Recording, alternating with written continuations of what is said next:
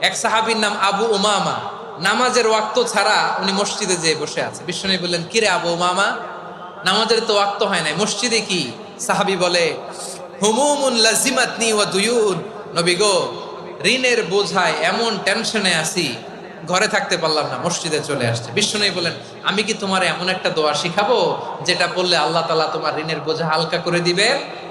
আবু উমামা বললেন, ইয়া রাসূলুল্লাহ, অবশ্যই শিখাবেন। বিশ্বনবী বললেন, তাহলে তুমি পড়বা, আল্লাহুম্মা ইন্নী আউযু বিকা মিনাল হাম্মি ওয়াল হাযান ওয়া আউযু বিকা মিনাল জুবনি ওয়াল বুখল ওয়া আউযু বিকা মিন গালাবাতিদ দাইনি ওয়া কাহরির রিজাল।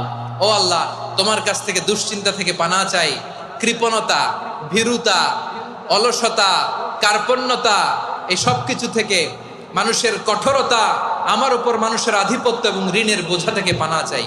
এই দোয়াটা যখন বিষ্ণুনবী শিখাই দিলেন, আবু উমামা বারবার এই দোয়া পড়ে। আবু উমামা বলে, এই দোয়া আমি পড়তে লাগলাম আর